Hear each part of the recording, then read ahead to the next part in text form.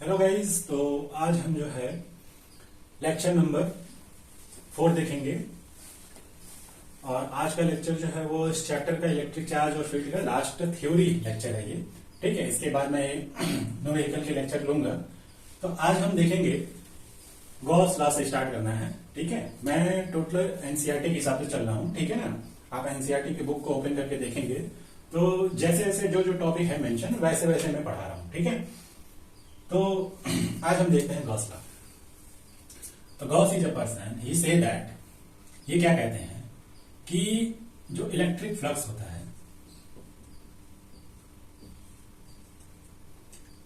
Electric flux due to charge, ठीक है ना, या जो इलेक्ट्रिक फ्लक्स होता है किसी सरफेस के थ्रू, जो इलेक्ट्रिक फ्लक्स होता है उसका क्वांट कितना होता है, 1/ε0 टाइम्स Q इनक्लोज्ड। इन्होंने कहा कि अगर किसी क्लोज सरफेस के थ्रू हमको, ठीक है ना, एक मतलब किसी सरफेस के थ्रू हमको फ्लक्स की वैल्यू चाहिए तो वो क्या होगी, उस सरफेस के अंदर टोटल अमाउंट ऑफ चार्ज कितना है, Q total, enclosed means total, Q inside total upon में ε0। ये जो वैल्यू होती है वो इलेक्ट्रिक फ्लक्स की वैल्यू देती है। तो अब इलेक्ट्रिक फ्लक्स अभी हमने पढ़ा था पिछले लेक्चर में, electric flux through a surface E dot delta S या एस लिख सकते हैं, चलेगा। उस हिसाब से क्या हो जाएगा, अगर हम क्या करें, एक्सप्रेशन ये देखें, E delta S, E dot delta S, तो ये किसके इक्वल हो जाएगा, Q इनक्लोज्ड अपॉन में ε0। ठीक है, अब क्वेश्चन किस तरीके से एग्जाम में पूछ लेता है, गॉस के अकॉर्डिंग जो हमारा टोटल चार्ज होना चाहिए वो क्या होना चाहिए, according to Gauss law the total electric flux is equal to 1/ε0 times Q enclosed. Suppose that ऐसे मेरा कोई सरफेस है और यहां पे एक प्लस Q1 चार्ज है, यहां पे प्लस Q2 चार्ज है, यहां पे प्लस Q3 चार्ज है, प्लस Q4 है, यहां प्लस Q5 है, प्लस Q6, ठीक है, यहां प्लस Q7 है। आपसे कह रहा है फाइंड फ्लक्स वैल्यू, ठीक है ना, थ्रू दिस सरफेस। तो आपको क्या करना है, ठीक है ना, electric flux is equal to, ठीक है ना, दो तरीके से आप इसको कैलकुलेट कर सकते हैं, total amount of electric field passing through that surface, ठीक है ना, और हाउ मच एरिया, ठीक है ना, कितना एरिया को कवर करके, ठीक है ना। तो एरिया यानी E dot product of E and area vector, इसका जो डॉट प्रोडक्ट करके भी आप क्या कर सकते हैं, इलेक्ट्रिक फ्लक्स को कैलकुलेट कर सकते हैं। अदरवाइज यूजिंग गॉस लॉ का हम यूज करके क्या कर सकते हैं, इलेक्ट्रिक फ्लक्स जो होती है वो 1/ε0 टाइम्स Q इनक्लोज्ड होता है। तो इलेक्ट्रिक फ्लक्स यहां से, अगर इस केस में हम कैलकुलेट करेंगे तो एरिया कैलकुलेट करना बहुत मुश्किल है, इलेक्ट्रिक फील्ड नहीं पता है, चार्ज का वैल्यू पता है। अब चार्ज हमको कौन सा लेना है, थ्रू दिस सरफेस, तो केवल हमको क्या करना है, inside the surface the amount of charge total count करना है। अब टोटल अमाउंट ऑफ चार्ज कैसे काउंट होगा, चार्ज क्या होता है, एक स्केलर क्वांटिटी होता है। जब चार्ज एक स्केलर क्वांटिटी है तो हमको टोटल चार्ज निकालने के लिए क्या करना पड़ेगा, विथ साइन। चलिए हम एक और ले लेते हैं, यहाँ पे क्या लेते हैं, Q5 Q6 Q7 हो गया, यहाँ माइनस Q8 कर देते हैं। तो टोटल अमाउंट ऑफ चार्ज कितना रहेगा, प्लस Q1 प्लस Q2, ठीक है ना, प्लस Q3 प्लस Q4, ठीक है ना, Q5 आउटसाइड में है सरफेस के, ये Q6 बाहर है, Q7 बाहर है, और Q8 माइनस साइन के साथ है तो माइनस साइन के साथ Q8 अपॉन में कितना हो जाएगा, ε0। ये हमारा आंसर हो जाएगा। अगर वैल्यू ऑफ चार्ज मैग्नीट्यूड में दी रहेगी 2 कूलम 4 कूलम तो वो हम करके कर लेंगे। तो इस तरीके से कोई सरफेस दिया हो, रैंडम कोई सरफेस जिसमें हमारा चार्ज मेंशन कर दिया हो कि अमाउंट ऑफ चार्ज दिया हुआ है, आपसे कहा जाए find the flux through that surface, तो आपको केवल और केवल अंदर वाले सरफेस वाले चार्ज से मतलब होना चाहिए, इस वाले चार्ज से मतलब नहीं होना चाहिए, क्योंकि हमको जो field line passing through the surface मिलेगा वो इसकी वजह से मिलेगा, इसकी वजह से नहीं। ठीक है, तो ये बात तो यहाँ पे हो गई कि क्या होता है वो, ठीक है। अब जैसे मान लीजिए कोई स्फेयर है, ठीक है,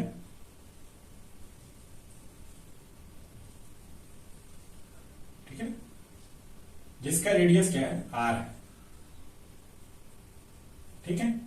इसके सेंटर पे कोई चार्ज रखा है प्लस क्यू गुना, ठीक है। स्फेयर क्यों लिया, क्योंकि ये एक सिमेट्रिकल, ठीक है ना, शेप है। तो सेंटर पे अगर एक चार्ज रखा है तो इस चार्ज के कारण इलेक्ट्रिक फील्ड क्या होगा, अगर ये स्फेरिकल है, सेंटर पे चार्ज है, तो हर एक पॉइंट पे इलेक्ट्रिक फील्ड क्या होगा, बराबर होगा ड्यू टू दिस चार्ज, हर एक पॉइंट पे, क्योंकि एक सिमेट्रिकल सरफेस है, ठीक है। तो और हर एक पॉइंट पे क्या होगा, जो इलेक्ट्रिक फील्ड का जो डायरेक्शन होगा वो क्या होगा, ये प्लस चार्ज है तो प्लस चार्ज से क्या होता है, इलेक्ट्रिक फील्ड का direction away from the surface, यानी हमेशा सरफेस के क्या होगा, ड्यू टू दिस चार्ज जो इलेक्ट्रिक फील्ड होगा एट द सरफेस वो क्या होगा, यानी आउटवर्ड द सरफेस तो होगा ही, साथ में normal to the surface, each and every point normal to the surface of, ठीक है ना, इलेक्ट्रिक फील्ड होगा, ठीक है, जो भी यूनिफॉर्म इलेक्ट्रिक फील्ड होगा ईच एंड एवरी पॉइंट पे, क्योंकि कैसा है, सिमेट्रिकल सरफेस है। सिमेट्रिकल मतलब इस पॉइंट से डिस्टेंस सब जगह बराबर है, ठीक है। तो इसके कारण अगर हमको यहां पे इस फॉर्मूले में देखा जाए, E delta S is equal to Q enclosed upon epsilon naught, तो यहां से अगर हम देखें तो मान लीजिए electric field due to this charge E है, और इस स्फेयर का सरफेस एरिया कितना होगा, 4 pi R square is equal to Q enclosed upon epsilon naught. यहां से अगर हमको electric field, how much amount of electric field due to this charge अगर कैलकुलेट करना हो तो हम निकाल देंगे आसानी से, क्यू इन अपॉन में 4 pi epsilon naught into r square. तो हम क्या कर सकते हैं, यूजिंग गॉस लॉ हम आसानी से इलेक्ट्रिक फील्ड को भी कैलकुलेट कर सकते हैं, if the case where surface कैसा होना चाहिए, सिमेट्रिकल सरफेस होना चाहिए। लेकिन साथ में ये भी ध्यान रख लीजिए, ये तो हो गया इलेक्ट्रिक फील्ड कैलकुलेट करना हो तो सरफेस, ठीक है ना, कैसा होना चाहिए, एज सिमेट्रिकल सरफेस हो तो बेटर होगा। लेकिन गॉस लॉ अगर आपसे पूछा जाए एप्लीकेबल है किस टाइप के सरफेस के लिए, तो एनी टाइप ऑफ सरफेस हो, ठीक है ना, रैंडम, अभी मैंने बनाया था, किसी भी तरीके का सरफेस हो, ठीक है, और कैसा भी साइज हो, वनली और वनली हमको किस बात से मतलब रहता है इलेक्ट्रिक फर्स्ट ट्रैक करने के लिए, क्यू इनसाइड, ठीक है, क्यू इनक्लोज्ड अपॉन में एप्सिलॉन। तो हमको सिर्फ और सिर्फ शेप और साइज से मतलब नहीं है, कैसा उसका, ठीक है ना, मीन सर्कुलर है कि रेक्टेंगल है, इससे नहीं मतलब है। लेकिन अगर हमको फील्ड वैल्यू कैलकुलेट करनी, इलेक्ट्रिक फील्ड, ठीक है ना, थ्रू गॉस लॉ, तो उस केस में बेटर हो कि जो सरफेस कैसा होना चाहिए वो सिमेट्रिकल हो, ठीक है ना। उस केस में हमको इलेक्ट्रिक फील्ड कैलकुलेशन जो है वो यूजिंग गॉस लॉ आसान होता है, ठीक है। ये तो आसान और कठिन की बात ही नहीं है, तो बताने की बात थी, जो इसमें पॉइंट दिया था वो मैंने बता दिया, ठीक है। अब इसके कुछ एप्लीकेशंस हैं वो पढ़ने हैं, ठीक है। एप्लीकेशंस में फर्स्ट है कि electric field due to infinitely long straight, पहला है field due to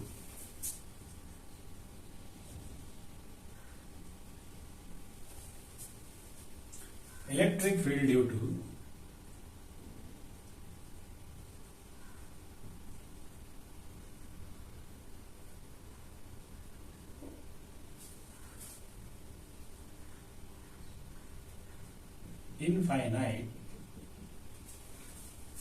infinitely long straight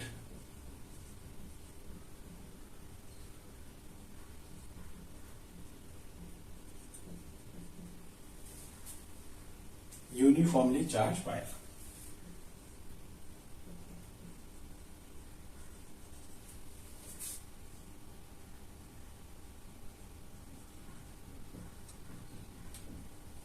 ठीक है, तो क्या है, देखिए एक कोई चार्ज वायर है मान लीजिए, ठीक है, वायर पतला सा होगा,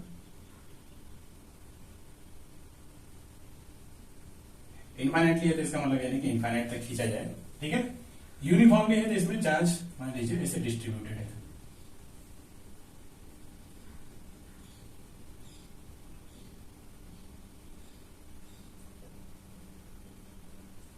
ठीक है। चार्ज जो है और इसका लेंथ मान लेते हैं एल है, इनफाइनाइट है, इसका लेंथ हम मान लेते हैं एल। तो अब हम क्या करेंगे, चार्ज यूनिफॉर्मली डिस्ट्रीब्यूटेड मान लेते हैं, क्यू चार्ज जो है वो डिस्ट्रीब्यूटेड है पूरे। तो अब हम क्या करेंगे, चार्ज अभी पहले एक टर्म होता है lambda, lambda is equal to क्या होता है, charge per unit, lambda is also charge but this is represent per unit length of charge. Lambda represent करता है कि हाउ मच चार्ज, ठीक है ना, प्रेजेंट इन पर यूनिट लेंथ, ठीक है ना। इसका अगर मान लीजिए एल लेंथ है तो उसके पर यूनिट लेंथ में, यानी कि अगर ये एल मीटर है तो उसके 1 मीटर में कितना अमाउंट ऑफ चार्ज उपस्थित है वो ही प्रेजेंट करता है लैम्डा। तो यहां से अगर हम क्यू निकालेंगे तो कितना आ जाएगा इन terms of lambda, lambda into L, ठीक है। इसी तरीके से ये तो हो गया कि अगर चार्ज किसमें है, एक वायर में यूनिफॉर्मली डिस्ट्रीब्यूट, उसी तरीके से एक सरफेस एरिया में भी डिस्ट्रीब्यूट हो सकता है, उसी तरीके से एक वॉल्यूमेट्रिक एरिया में भी चार्ज जो है वो डिस्ट्रीब्यूट हो सकता है। तो हर ईच एंड एवरी केस में क्या कर सकते हैं, यहाँ चार्ज पर यूनिट लेंथ, वहां चार्ज पर यूनिट एरिया, फिर अगला चार्ज पर यूनिट वॉल्यूम, तो 3 केस होता है। तो हम यहाँ देख रहे हैं कि हमसे बोला है electric field due to infinitely long straight, ठीक है ना, यूनिफॉर्मली चार्ज वायर, इसकी वजह से हमको क्या करना है, इलेक्ट्रिक फील्ड कैलकुलेट करना है। मान लेते हैं हम यहाँ पे इससे आर डिस्टेंस पे कोई पॉइंट पी है, ठीक है ना, कोई पॉइंट पी है जिसपे हमको क्या निकालना है, इलेक्ट्रिक फील्ड निकालना है। और ये कैसा है, इनफाइनाइट है, ये आगे भी है, ये ठीक है। और ये जो चार्ज है वो प्लस है, ठीक है ना। इसमें ड्यू टू दिस चार्ज, ये पूरा यूनिफॉर्मली डिस्ट्रीब्यूटेड है, तो इसके क्या होगा, ड्यू टू दिस चार्ज, इस साइड और इस साइड, ठीक है, इस चार्ज की वजह से इलेक्ट्रिक फील्ड क्या होगा, normal to this surface, either this direction either this direction, both direction में क्या होगा, इलेक्ट्रिक फील्ड होगा जो क्या होगा, नॉर्मल टू द सरफेस होगा। तो अब हमको कोई एक पॉइंट हम ले लेते हैं, ठीक है ना, जो P है उस पे हमको क्या निकालना है, इलेक्ट्रिक फील्ड निकालना है। तो अब हम क्या करेंगे, क्योंकि गॉस लॉ पढ़ रहे हैं, तो गॉस का एप्लीकेशन में पहला एप्लीकेशन ये है, हम क्या करेंगे, एक गॉसियन सरफेस ड्रॉ करेंगे। और गॉस क्या कहता है, कोशिश यही करना है कि टोटल चार्ज इनक्लोज्ड एरिया के अंदर हो जाए, ठीक है ना, इनक्लोज्ड, ठीक है। तो उस केस में क्या करेंगे, हम सपोज कर लेंगे, जैसे मान लीजिए ये क्या है, ये एक वायर है, ठीक है। तो इसको एक ऐसा सरफेस दीजिए जो इसको चारों तरफ से ढक दे, ठीक है। तो एक जैसे मान लीजिए ये वायर है, तो वायर को चारों तरफ से कवर्ड सरफेस जो मिलेगा वो कैसा मिलेगा, वो कौन होगा, उसको आप खुद सोचेंगे तो एक सिलेंडर, ठीक है ना, एक सिलेंडर जो होगा, अगर यही वायर को अगर थिकनेस बढ़ा दिया जाए तो ये खुद सिलेंड्रिकल फॉर्म में है। तो एक सिलेंडर के अंदर ये वायर अगर होगा, ठीक है, तो ये क्या मिलेगा, ये जो सिलेंड्रिकल एरिया है वो इस वायर के लिए सिमेट्रिक सरफेस का काम कर रहा है, सिमेट्रिकल सरफेस का, और ऐसा सरफेस जो इसको इनक्लोज कर दे। अब ये मत दिमाग लगाइएगा कि ये इनफाइनाइट है, इनक्लोज क्या करेगा, तो उसी हिसाब से आप इनफाइनाइट सिलेंड्रिकल भी समझिए, बात समझ आ रहा है। तो क्या होगा, इसका गॉसियन सरफेस जो होगा वो क्या होगा, एक सिलेंड्रिकल शेप होगा, ठीक है। बहुत ही नॉमिनल सी बात है, ये आसान है। कैसे गॉस एप्लीकेबल होगा इसमें, क्योंकि गॉस के अकॉर्डिंग क्यू इनक्लोज हमको क्या करना पड़ेगा, एक गॉसियन सरफेस ड्रॉ करना पड़ेगा।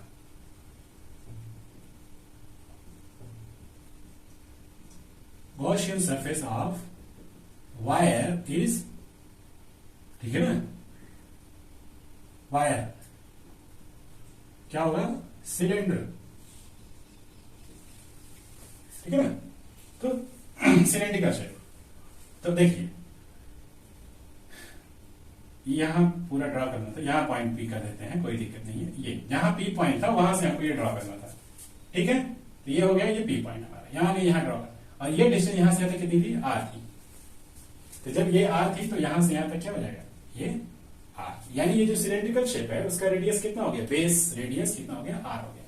इसी r डिस्टेंस पे कोई पॉइंट पी लिया, इस पे हमको क्या निकालना था, इलेक्ट्रिक फील्ड निकालना था। तो अब हम क्या करेंगे, इलेक्ट्रिक फील्ड निकालना है, तो अब हम क्या करेंगे, जब गॉसियन सरफेस हमने ड्रॉ कर दिया, सबसे पहला काम क्या करना है कि जो एप्लीकेशन था उसमें जो दिया था आपका लॉन्ग स्ट्रेट, ठीक है ना, यूनिफॉर्मली चार्ज वायर, उसका क्या करिए, गॉसियन सरफेस सोचिए क्या होगा, ठीक है, जो कि उसके सिमेट्रिक है। तो वायर का गॉसियन सरफेस क्या होगा, उसके सिमेट्रिक सरफेस कैसा होगा, वो होगा सिलेंड्रिकल, ठीक है। तो इन दैट केस अब क्या होगा, ये जो भी total charge amount of charge जो यूनिफॉर्मली डिस्ट्रीब्यूटेड, ठीक है ना, एक स्ट्रेट वायर पे है, तो ये अब सरफेस के अंदर आ गया। तो उस हिसाब से अगर हमको क्या करना पड़ेगा, फॉर्मूला के हिसाब से देखा जाए, ई डॉट, ठीक है ना, S is equal to Q enclose upon में एप्सिलॉन नॉट। अच्छा, इलेक्ट्रिक फील्ड मान लेते हैं due to this charge E है, सरफेस एरिया इस सिलेंडर का कैसा होगा। तो मैथ में आपने पढ़ा होगा हाई स्कूल में, कोई सिलेंडर होता है जिसका ये रेडियस r है, ये हाइट h है, ठीक है ना, h है, l है, जो भी है। तो क्या होता है, ठीक है ना, वक्र पृष्ठ बड़ा होगा, ठीक है ना। वक्र पृष्ठ क्या होता है, वक्र पृष्ठ ये होता है, ये ऊपर, ये छोड़ दीजिए, संपूर्ण पृष्ठ क्या होता है, ये होता है टोटल सरफेस एरिया, ठीक है ना, ये लैटरल सरफेस एरिया होता है, ठीक है। तो क्या होगा, कैसे निकालते हैं, ये जो सर्कुलर है ना, ऊपर वाला हिस्सा सर्कुलर है, ठीक है, ऊपर वाला हिस्सा सर्कुलर है, सेंटर से ये रेडियस r, तो सर्कल का रेडियस क्या होता है, पाई r स्क्वायर। तो यहाँ पे हम वो नहीं करते हैं, ये सर्कल का रेडियस, यहाँ पे क्या करना है हमको, इसका एरिया निकालना है, इसका एरिया। तो क्या करेंगे, इसका लेंथ ले लीजिए, सर्कल का लेंथ कितना होता है, 2 पाई r, ठीक है, 2 पाई r मतलब पेरीफेरी इनटू टोटल हाइट कितना है h, यही ना पढ़ते हैं, 2 पाई r h lateral surface area.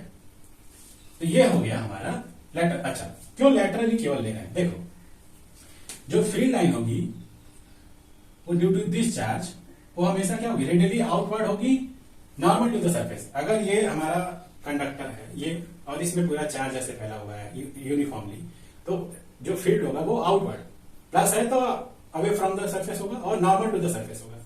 तो जो भी फील्ड लाइन होगी आइदर दिस या दिस डायरेक्शन होगी। तो फील्ड लाइन यानी कि हम कहें कि जो अगर इस तरह की फील्ड लाइन है तो इस सरफेस तो वो बिल्कुल पास नहीं करेगी, ठीक है ना।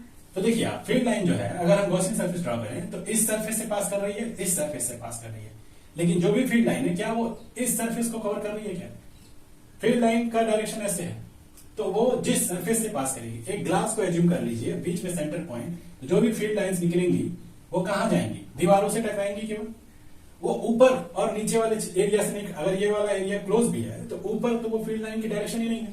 अब क्यों ऐसा बात कर रहे हैं, क्योंकि जो ये फॉर्मूला होता है ई और ये एरिया वेक्टर, तो एरिया वेक्टर क्या होता है, अगर कोई ये अगर ये कोई कॉपी है, अगर ये है, ठीक है, तो इसका एरिया वेक्टर, हम इसको देख रहे हैं तो इसको देख रहे हैं तो इसका एरिया वेक्टर मेरी तरफ होगा, उधर से देखेंगे तो एरिया वेक्टर क्या होगा, उधर की तरफ होगा, और फील्ड लाइन भी किधर, इधर की तरफ, और हम इधर से देख रहे हैं तो एरिया वेक्टर भी इधर की तरफ। तो एरिया वेक्टर और फील्ड लाइन के बीच में एंगल कितने का, 0 डिग्री। इन दैट केस हमको ये मिलेगा, और क्योंकि इसको अगर हम तोड़ेंगे तो ई डॉट एस को क्या लिखेंगे, ई डॉट एस को E D S dot product को तोड़ने पे कॉस थीटा आता है, और कॉस थीटा मतलब थीटा क्या होना चाहिए, 0 डिग्री, कॉस 0 1 होता है, और ये 90 डिग्री है तो कॉस 90 0 होता है। तो इन दैट केस अगर इलेक्ट्रिक फील्ड और एरिया वेक्टर के बीच में जो एंगल है वो 90 डिग्री हो, जैसे कि यहाँ पे देखिए ये जो ऊपर वाला सरफेस है, इसका एरिया वेक्टर अगर आप ऊपर से झाकेंगे तो उधर की तरफ होगा, इस वाले सरफेस का नीचे की तरफ से आप देखेंगे तो इसका एरिया वेक्टर किधर होगा, डेल्टा एस का डायरेक्शन इधर की तरफ, यहाँ एरिया वेक्टर का डायरेक्शन किधर होगा, ऊपर की तरफ। फील्ड लाइन किधर है, या तो इधर की तरफ है या तो इधर की तरफ, क्लियर है।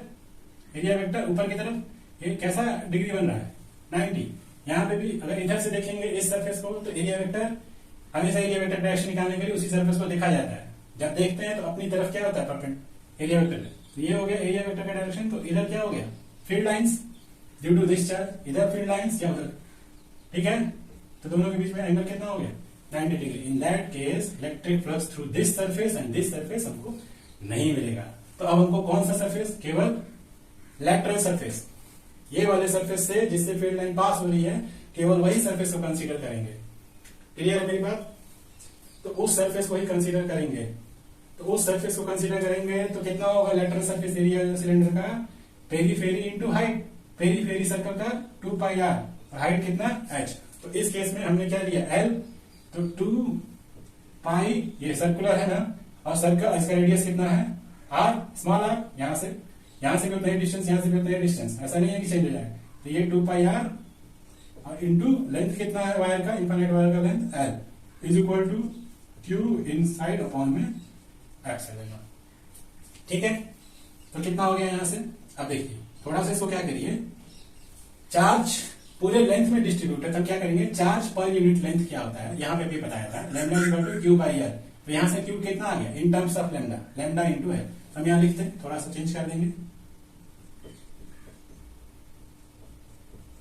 ठीक है, q enclose equal to lambda into total length upon में एप्सिलॉन। ये एल से एल कैंसिल हो गया, यहां से ई इज इक्वल टू कितना आ गया, लैम्डा अपन 2 पाई आर को नीचे लाइए इंटू एप्सिलॉन। तो अगर हमसे पूछा जाए कि जो electric field due to infinite, ठीक है ना, long straight uniformly charged wire की वजह से कितना होगा, तो E is equal to formula होगा lambda upon 2 pi R epsilon. Clear है मेरी बात? ये हो गया पहला एप्लीकेशन। क्लियर है ना, एकदम बिल्कुल क्लियर होना चाहिए। देखिए ये कोई लॉन्ग स्टेट वायर है, इनफाइनाइट है, इसमें चार्ज पूरी तरह से फैला हुआ है, हमको इसकी वजह से किसी पॉइंट पी पे क्या करना था, इलेक्ट्रिक फील्ड निकालना था। Due to this charge field direction किधर होगा, या तो इधर या तो उधर, रेडियल आउटवर्ड होगा, ठीक है ना, और सरफेस के परपेंडिकुलर होगा, नॉर्मल टू द सरफेस होगा। ए सरफेस के कारण एरिया वेक्टर उधर की तरफ, इस सरफेस का एरिया वेक्टर इधर की तरफ, और field line due to this, ठीक है ना, दिस चार्ज हमेशा रेडियल आउटवर्ड। तो ये 90 डिग्री इस सरफेस के और इस सरफेज के थ्रू हमको कोई फ्लक्स नहीं मिलेगा, केवल इस सरफेस के थ्रू मिलेगा। तो उसके लिए हमने surface area 2 pi r into h होता है, फॉर्मूला लिख लिया, is equal to Q enclose upon epsilon. Q total जो है हमने इन टर्म्स ऑफ लैम्डा निकाला, लैम्डा इज इक्वल टू क्या होता है, चार्ज अपॉन में length, charge per unit length को लैम्डा बोलते हैं। तो यहां से इन टर्म्स ऑफ लैम्डा क्या होगा, q is equal to lambda, L को इधर ट्रांसफर करो, लैम्डा इंटू एल, इसको यहां पुट अप किया, ये फॉर्मूला आ गया। तो आप डायरेक्ट याद भी रख सकते हो, और ये सीखना जरूरी है, ठीक है। ये पहला एप्लीकेशन है इसका, ठीक है। Electric field due to infinite long straight is finish. दूसरा क्या है, दूसरा पॉइंट है field due to uniformly charge infinite plane sheet.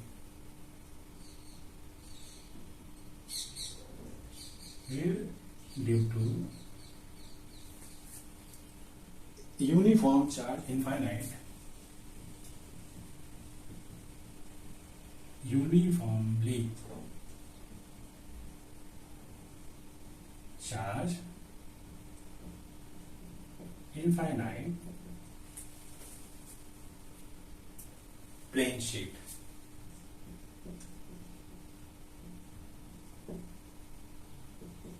ठीक है, चलिए देखिए,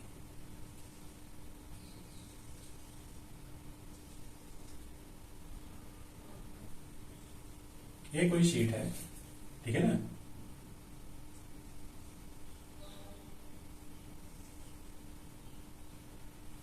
ठीक है, और इस सेट में जो है वो चार्ज यूनिफॉर्मली डिस्ट्रीब्यूटेड है।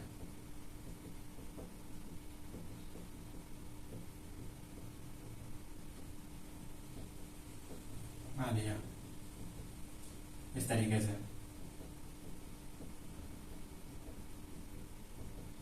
ठीक है। तो अब हमको क्या करना है, ठीक है, कि इसका एक यूनिट हम क्या करेंगे, गॉसियन सरफेस ड्रॉ करेंगे, ठीक है ना। तो देखिए आप एज्यूम करिए, ठीक है, कोई कॉपी मैं ले लेता हूं, या यही पेपर ले लेता हूं, ठीक है ना, ये है ऐसे। तो अब ये शीट है, ठीक है, इस शीट को हमको क्या करना है, इसका एक गॉसियन सरफेस, ठीक है ना, ड्रॉ करना है, जो इस शीट को ओवरऑल कवर कर दे और इसकी सिमेट्री हो, ठीक है। तो एक ऐसा बॉक्स लेंगे, क्यूबिक इस तरीके का बॉक्स,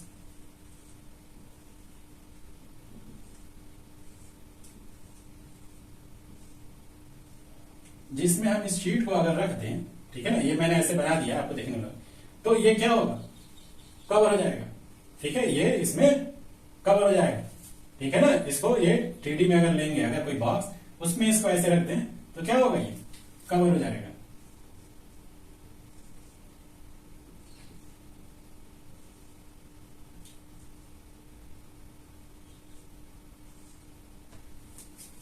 में इससे फिगर नहीं बन रहा है,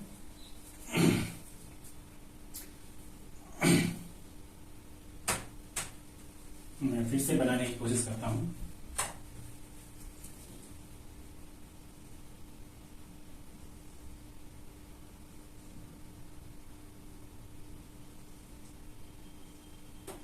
ठीक है, ये कोई शीट है,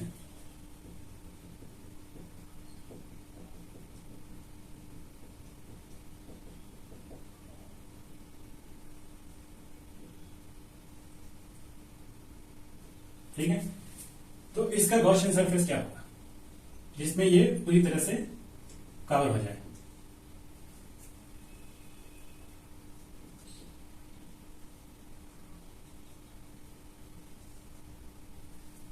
काम करते हैं, क्यूब बना लेते हैं,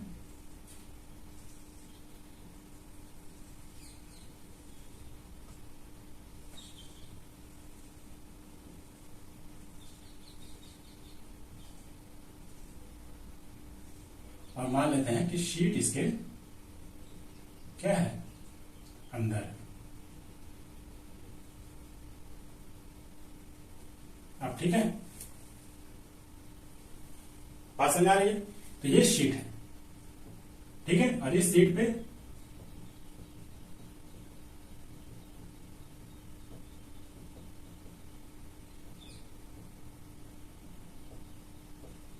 ठीक है, अब बेटर है।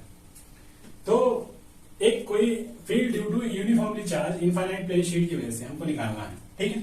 तो हम क्या करेंगे, ये जो सरफेस है, ठीक है, इसका गॉसियन सरफेस ड्रॉ करेंगे, और वो क्या होगा, एक क्यूब या क्यूबाइड जो भी होगा, ठीक है।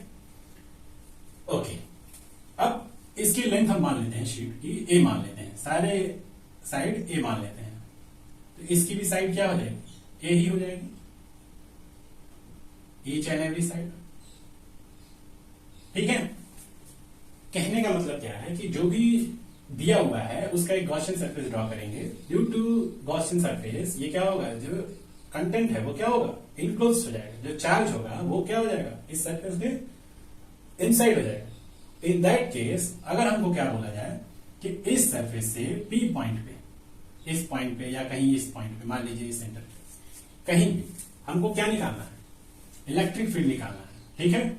अब बताइए, ये जो है ये बीच में है, ठीक है ना, इससे पी डिस्टेंस पे या जो भी जितने भी डिस्टेंस पे आपका, ठीक है, ये पूरा ए नहीं, यहां से जो ये आपका दिया हुआ है प्लेट, इससे ए डिस्टेंस ये मान लीजिए, ठीक है,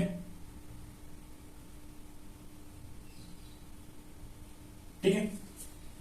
ए डिस्टेंस पे ये आपका, या जरूरी नहीं है, इसको अभी भूल जाइए, ए क्या है, पूरा हम ए ही मान लेते हैं, कंफ्यूजन खत्म हो जाएगी, पूरे साइड को ए ही मान लीजिए, ठीक है। और अकॉर्डिंग टू दिस, ठीक है। तो अब हमसे क्या कह रहा है कि हमको क्या निकालना है, किसी पॉइंट पी पे हमको फील्ड निकालना है, ठीक है ना, इलेक्ट्रिक फील्ड एट पी, कोई पॉइंट पी है इससे, ठीक है ना, मान लेते हैं कितना, आर डिस्टेंस में। तो क्या होगा, q E delta S is equal to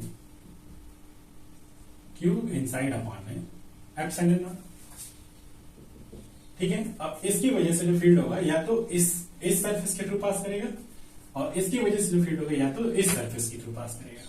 जो ऊपर सरफेस है, जो उस साइड सरफेस है इधर वाला, जो इस साइड सरफेस है, यानी कि कितने टोटल सरफेस है इसमें, 6 फेसेस हैं, इसमें से केवल इस सरफेस और इस सरफेस के थ्रू अगर ये ऐसे रखा हुआ है तो फील्ड लाइंस इधर पास करेंगी और इधर पास करेंगे, बाकी किसी सरफेस के थ्रू फील्ड लाइंस पास नहीं करेंगे। अच्छा, जिधर फील्ड लाइन डायरेक्शन है इस सरफेस का एरिया वेक्टर भी अगर हम इधर से देखेंगे तो इधर पड़ेगा डेल्टा एस का, और इस सरफेस का एरिया वेक्टर किधर होगा, इस साइड में होगा।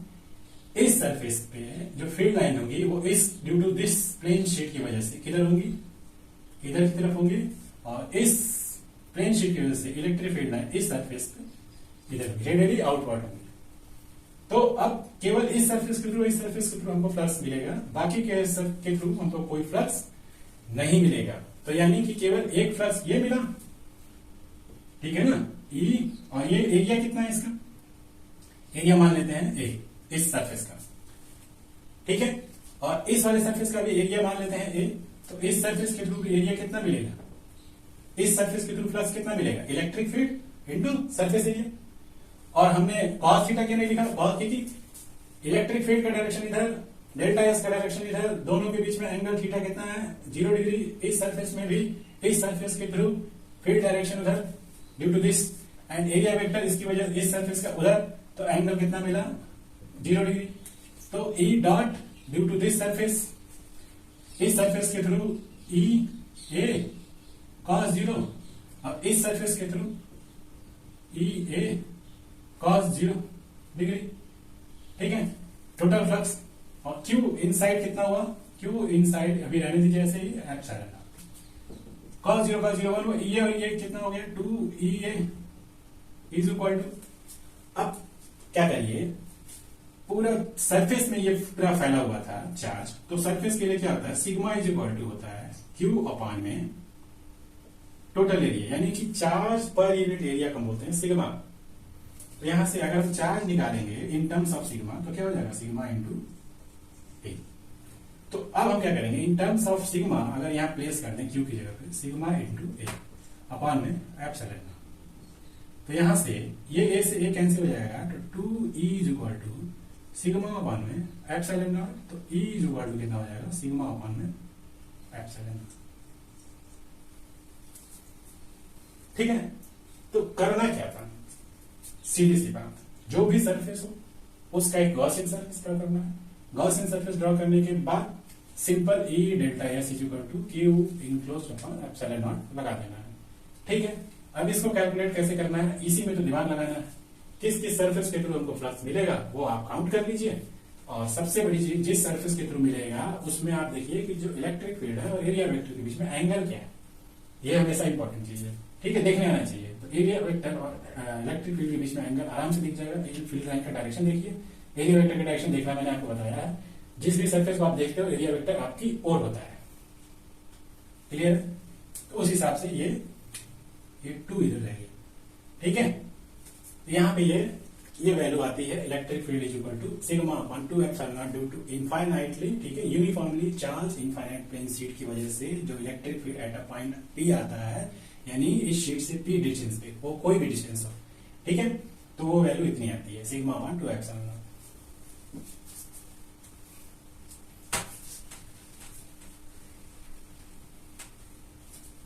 Next,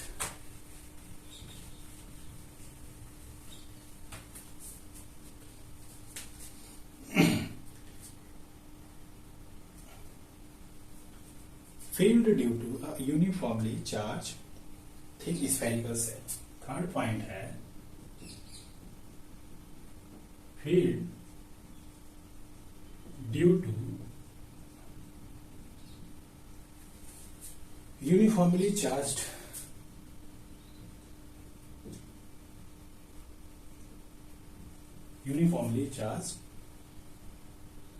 thin spherical shape, thin spherical cell। ठीक है, देखिए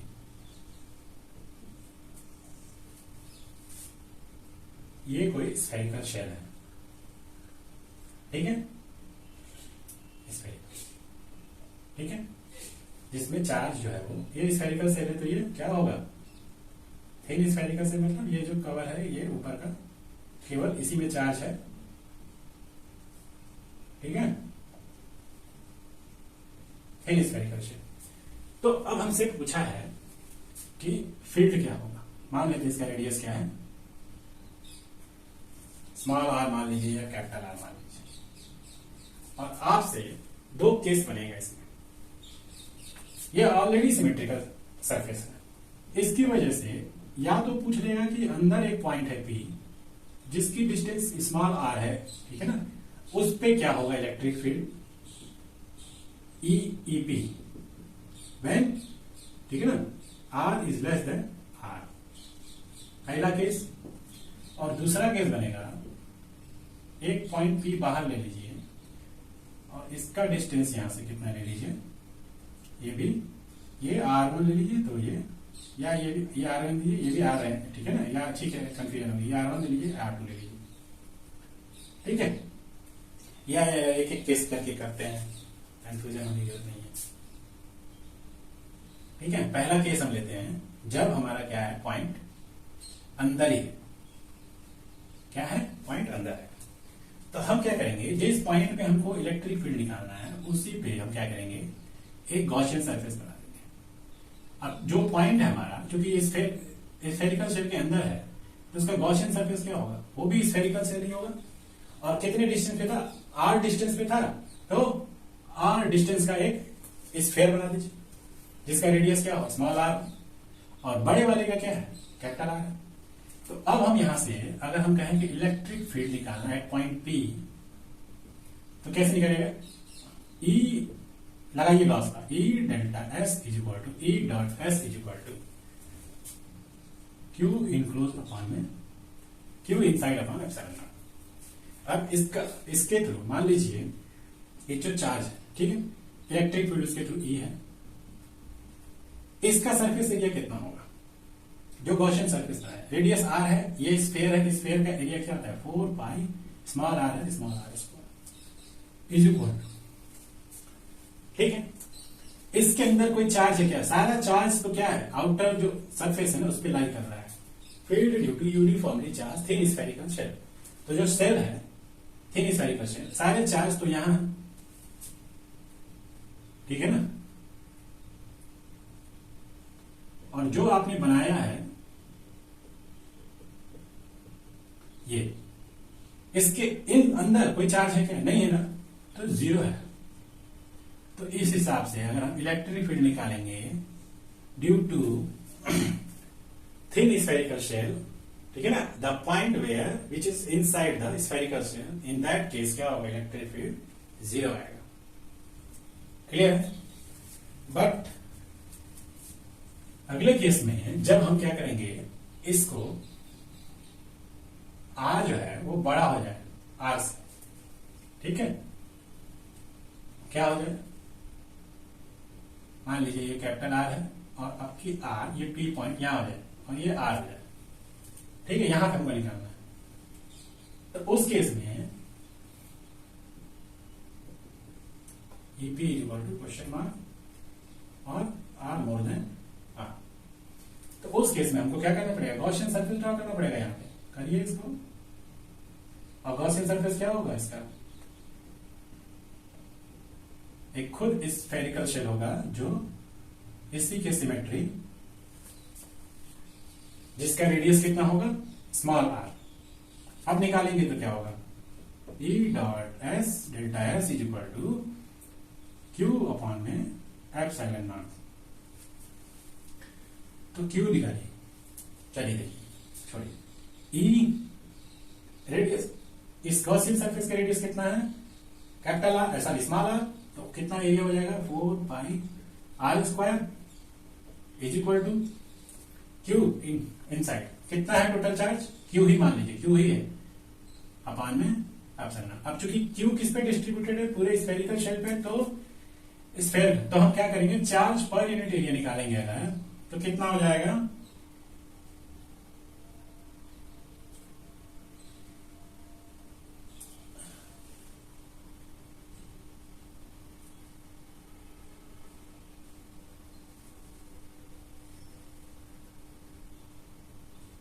field due to uniformly